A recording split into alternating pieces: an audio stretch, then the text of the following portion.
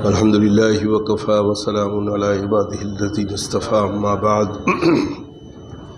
فأعوذ بالله من الشيطان الرجيم بسم الله الرحمن الرحيم كل نفس ذائقة الموت إن الذين قالوا ربنا الله ثم استقاموا تتنزل عليهم الملائكة ألا تخافوا ولا تحزنوا وأبشروا بالجنة التي كنتم توعدون نحن أولياؤكم في الحياة الدنيا وفي الآخرة ولكم فيها ما تشتهي أنفسكم ولكم فيها ما تدعون نزلا من غفور رحيم۔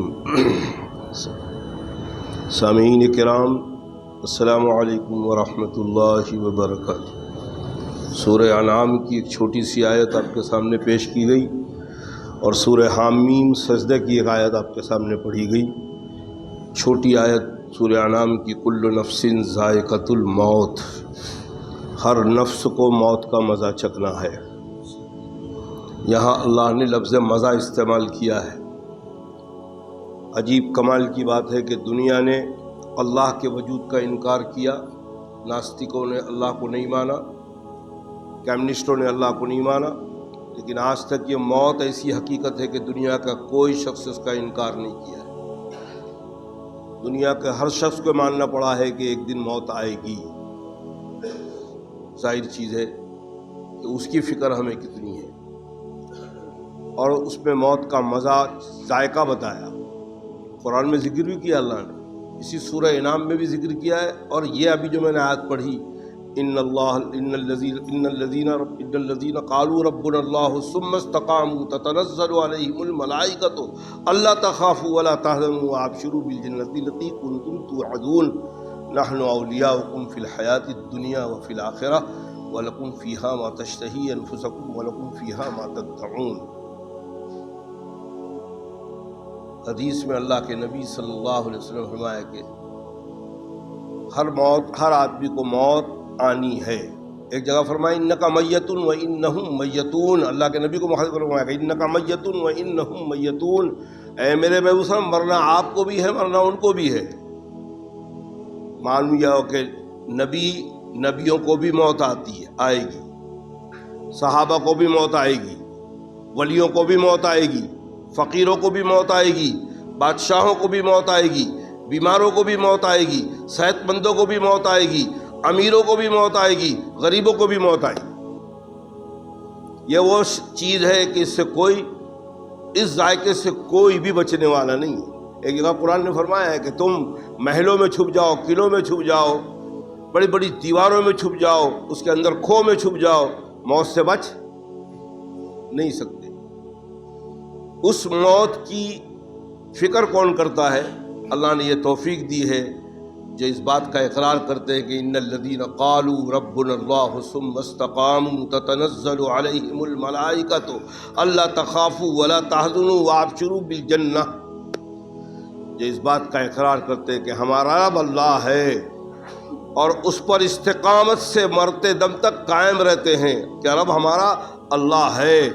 ہم نے اقرار کیا لا الہ الا اللہ، اللہ کے سوا کوئی معبود نہیں، اللہ کے سوا کوئی منت و مرادوں کا پورا کرنے والا نہیں، اللہ کے سوا کوئی موت اور زندگی دینے والا نہیں، اللہ کے سوا کوئی کائنات کو بنانے والا اور قیامت میں اس کو ختم کرنے والا نہیں۔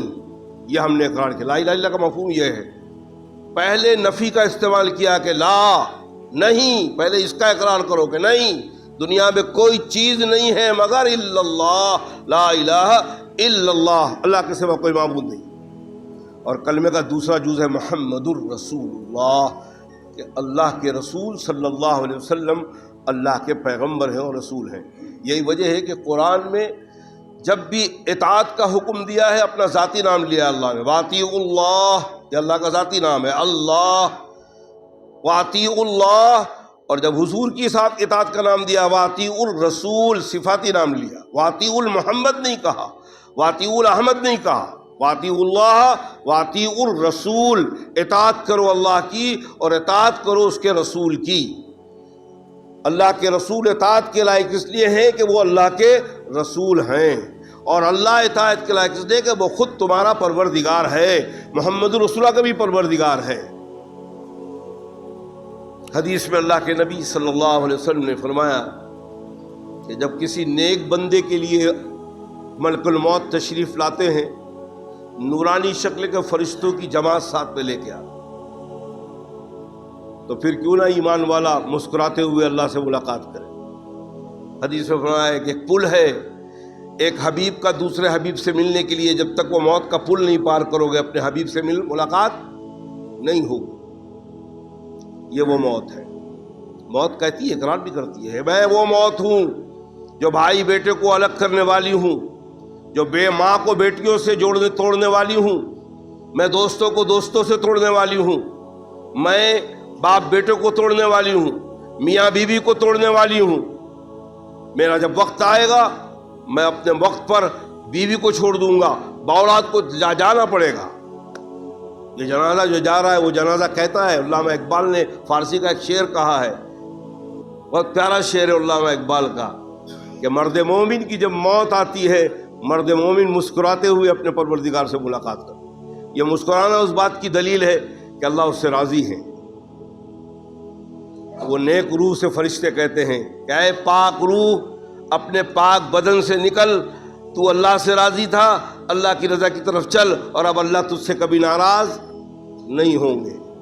کس بنیاد پر؟ ربنا اللہ، ان الذین قالوا ربنا اللہ، کہ یہ اس بات کو کہا کہ اللہ ہمارا رب ہے، اور اس پر استقامت سے قائم رہے۔ کہنا بہت آسان ہے، اس پر استقامت قائم رہنا، مرتے دم تک قائم رہنا، یہ بہت مشکل کام ہے۔ اس آیت کی تشریح میں فاروق اعظم نے فرمایا صحابہ کہ استقامت کا مطلب یہ کہ استقامت میں معاملہ آ جائے گا کہ ایمان کے ساتھ عمل صالح ضروری۔ جب تک عمل نہیں ہوگا آپ کی ایمان کی پتہ اور اللہ رب العالمین کو اللہ ماننے کا، استقامت کا پتہ نہیں لگے گا کہ اللہ نے جو حکم دیا اس کو مانا جائے، اللہ نے جس حکم سے روکا اس سے رکا جائے۔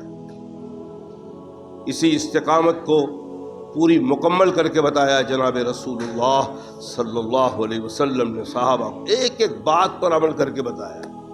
اور پھر کمال کی بات ہے کہ صحابہ نے پھر ایک ایک بات پر عمل کر کے بتایا۔ حضرت بلال رضی اللہ تعالیٰ عنہ کی موت کا وقت ہے، کمزور ہو چکے ہیں، بیمار ہیں، بیوی بیٹھ کر رو رہی ہے، ہائے مجھ پر کتنی بڑی مصیبت کہ میرا شوہر اس وقت بیمار ہے۔ حضرت بلال کو ہوش آیا، بے ہوش رہتے تھے، ہوش آیا، بیوی کے الفاظ سنے کہ ہائے میری مصیبت، میرا شوہر بہت بیمار ہے۔ فرمایا اے بیوی ایسا مت کہو، یہ کہو ہائے بلال کی خوش قسمتی کہ اب وہ جا کے محمد رسول اللہ سے ملاقات کرے گا، اپنے ساتھیوں سے ملاقات کرے گا، اپنے دوستوں سے ملاقات کرے گا۔ وہ وقت آیا ہے ملاقات کا کہ ہماری ملاقات ہوگی جناب رسول اللہ صلی اللہ علیہ وسلم سے۔ خبر دیا ہے جناب رسول اللہ کہ ہر مردے سے 3 سوال ہوں گے، من ربک، من دینک، من ھذا رجل۔ اس شخص کو جانتے ہو، شبی دکھائی جائے گی جناب رسول اللہ صلی اللہ علیہ وسلم کی۔ ایمان والے جو ہوں گے، جو نبی پاک صلی اللہ علیہ وسلم کی سنتوں کا خیال رکھنے والے، اللہ کے نبی پہ کثرت سے درود پڑھنے والے، پہچانیں گے کہ یہی تو ہیں وہ ہمارے آقا جناب رسول اللہ صلی اللہ علیہ وسلم، جنہوں نے ہمیں اپنے پروردگار تک پہنچایا۔ حضرت قاری طیب صاحب رحمۃ اللہ علیہ 26 برس کی عمر میں پہلا حج بیت اللہ کو جا رہے تھے۔ حج بیت اللہ کے لیے گئے۔ اس زمانے میں جہاز پہ جایا جاتا تھا، تو رمضان سے شروع جاتا تھا، رمضان سے چلے جاتے تھے، شعبان سے لوگ چلے جاتے تھے، بہت سے لوگ رمضان میں پہنچ جاتے تھے جہاز کے۔ حضرت بھی جہاز سے گئے، آپ کے ایک پیر بھائی جو تھے حضرت وہاں اشرف تھانوی رحمۃ اللہ علیہ کے دوسرے مرید وہ بھی ساتھ میں تھے، اور پہنچ گئے۔ یہ سیدھا مکہ پہنچے اور کعبۃ اللہ میں عبادت کر رہے ہیں، نماز پڑھ رہے ہیں، دل نہیں لگ رہا ہے۔ 3 دن گزرا۔ عشاء کی نماز کے بعد وہ پیر بھائی نے حضرت قاری طیب صاحب نے فرمایا کہ حضرت میرا تو کوئی بھی نماز میں اور قرآن شریف پڑھنے میں مکے میں کوئی بات پہ تلاوت نہیں لگ رہی، دل نہیں لگ رہا ہے، تلاوت کو بھی دل نہیں لگ رہا، نماز کو بھی دل نہیں لگ رہا۔ حضرت قاری صاحب نے فرمایا کہ بینہ میری بھی یہی حال ہے، میرا بھی دل نہیں لگ رہا ہے۔ حضرت نے تھوڑی دیر مکے کے اندر آنکھ بند کر کے مراقبہ کیا قاری طیب صاحب رحمۃ اللہ نے، فرمایا کہ میاں ایک بات سمجھ میں آئی کہ ہمیں اللہ تک پہنچانے والے کون ہیں؟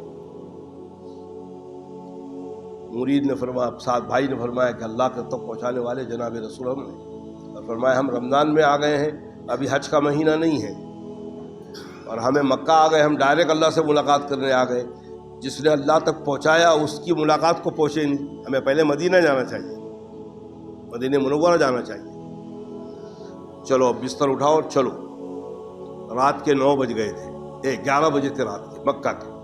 اس وقت مکے سے مدینے کی لاس بس 9 بجے رات کی تھی.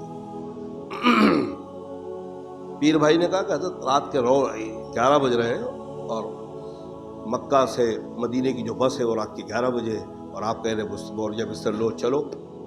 بس اب نکلو یہاں سے, چلو ہمیں قربت میں پہنچنا ہے جناب رسول اللہ صلی اللہ علیہ وسلم. بستر لے کے باہر پہنچے, شہر کے مکے سے باہر پہنچے کہ 2 آدمی بھاگے ہوئے تماشا پہ کہاں سے آ رہے ہیں, اور ایک نے قاری صاحب کا بستر لیا اور ایک نے ان کے بھائی کا لیا. اور فرمایا اللہ کے بندو تمہارے انتظار میں بس کھڑی ہے, 2 سیٹ خالی ہے, کب سے 1 گھنٹے سے تمہارا انتظار کر رہے ہیں. اب وہ پیر بھائی نے حضرت کو دیکھا, حضرت نے ان کو دیکھا, دیکھے تو ڈرائیور کے پیچھے 2 سیٹ خالی ہو, جا کے بیٹھ گئے. بہرحال گاڑی چلی. جب گنبد خضرا کا منظر نظر آیا مدینے کا, پہلی مرتبہ مدینے کو دیکھ رہے ہیں حضرت قاری طیب صاحب رحمۃ اللہ علیہ, اور پہلی مرتبہ مدینہ منورہ اور گنبد خضرا کو دیکھ رہے ہیں. پہلا حج ہے. اس زمانے میں بسوں کے اندر یہ سلیاں نہیں لگی رہتی تھی, کھڑکی کھلی رہتی تھی. اب پرانے زمانوں میں ٹرینوں میں بھی دیکھو, اب سارا سامان ٹرین کے کھڑکی سے ڈال دیا جاتا. جب گنبد خضرا نظر آیا, وہ ان کے پیر بھائی نے یہ واقعہ سنایا میرے والد کو, والد محترم کو. چلتی بس سے قاری طیب صاحب رحمۃ اللہ علیہ کود گئے. گنبد خضرا نظر آیا, بستر بس میں چھوڑ دو, چلو. اب میں مدینہ پہنچا, میں ڈھونڈ رہا ہوں اللہ کے رسول صلی اللہ علیہ وسلم کے روضہ اقدس کے پاس مدینے میں. 17 دن اور 17 رات قاری طیب صاحب کا کہیں پتہ نہیں, میں ڈھونڈ رہا ہوں. 70ویں دن روضہ اقدس کے سامنے ہاتھ باندھ کے کھڑے ہوئے, پھر قاری صاحب مجھے نظر آئے. میں پہنچا اور فرمایا کہ حضرت 17 دن سے میں پریشان ہوں, ڈھونڈ رہا ہوں, کہاں تھے آپ؟ فرمایا وہ چھوڑ دو میں کہاں تھا, لیکن مغرب سے پہلے پہلے ہمیں مدینہ چھوڑنا ہے. فرمایا حضرت ابھی 5 منٹ باقی ہے مغرب کی اذان کو, اور مدینے سے مکہ 4 گھنٹے کا راستہ ہے. فرمایا کیا کروں؟ اللہ کے رسول کے حکم مانوں کہ مغرب کے وقت کو دیکھوں؟ اللہ کے رسول نے حکم دیا مغرب سے پہلے پہلے مدینہ چھوڑ دو, مکہ پہنچ جاؤ. پھر وہی انداز, سامان لے کے پہنچے, 2 آدمی بھاگ کے آ رہے ہیں, اللہ کے بندے تم کہاں ہو؟ اور فوراً بس پہ بیٹھے, اور جب مکہ پہنچے تو ابھی وہاں 5 منٹ باقی ہے مکہ میں مغرب کی اذان ہونے. اس کو کرامت کہتے ہیں اللہ والوں, اللہ زمینیں سمیٹ دیتا ہے. لیکن بتانا میرا مقصد یہ تھا کہ حضرت قاری صاحب رحمۃ اللہ علیہ نے جو الفاظ کہا کہ ہمیں اللہ تک پہنچایا کس نے؟ جناب رسول اللہ صلی اللہ علیہ وسلم. جب تک ہم محمد الرسول کو نہیں پہچانیں گے اللہ کو نہیں پہچان پائیں گے. میرے دوستو, بہت اہم بات ہے, جب تک ہم اپنے نبی محمد الرسول کو نہیں پہچانیں گے ہم اللہ کو نہیں پہچان پائیں گے. اور محمد الرسول کو پہچاننا ہے ہمیں صحابہ کو پہچاننا پڑے گا, کیونکہ صحابہ نے پہچانا ہے محمد الرسول اللہ صلی اللہ علیہ وسلم کو, اور صحابہ کو پہچاننا ہے تو ہمیں تابعین کو پہچاننا پڑے گا, اور تابعین کو جب پہچاننا ہے تو تبع تابعین کو پہچاننا پڑے گا. اسی انداز سے ہر سلف اپنے خلف کو, ہر سلف کو دیکھ کر پہچاننا پڑے گا. اس انداز سے یہ پہچان چلے. اللہ کے رسول صلی اللہ علیہ وسلم نے اللہ تک پہنچایا. اللہ کے رسول نے بتایا کہ اس دنیا میں سوائے اللہ کی حکومت کی کسی کی حکومت, اور پھر بتایا صحابہ کو کہ اللہ بندوں کو اپنی رحمت کے ساتھ چتاونی بھی دیتے رہتے ہیں. یہ جو زلزلے آتے ہیں, زلزلوں میں جو مر جاتے ہیں ان کی موت کا وقت ہے, ان کے لیے درجات کی بلندی ہے. اگر ایمان والا ہے تو شہادت کا درجہ ملے گا, کافر ہے تو اس کو عذاب ملے گا. اور دیکھنے والوں کے لیے عبرت ہے کہ یہ واقعہ تمہارے ساتھ بھی ہو سکتا ہے. تمہاری موت کیسے آنے والی ہے تمہیں پتہ نہیں ہے. گاڑی کا ایکسیڈنٹ ہو رہا ہے, ایکسیڈنٹ کرنے کو ہم حیرت سے دیکھ رہے ہیں, لیکن اس پہ عبرت ہے کہ یہ واقعہ تیرے ساتھ بھی ہو سکتا ہے. بلڈنگیں گر رہی ہیں, وہ تیرے ساتھ بھی ہو سکتا ہے. موت کہہ رہی ہے کہ میں وہ ہوں جو محلوں کو اور گھروں کو ویران کرنے والی ہوں, میں وہ ہوں جو بستیوں کو ویران کرنے والی ہوں.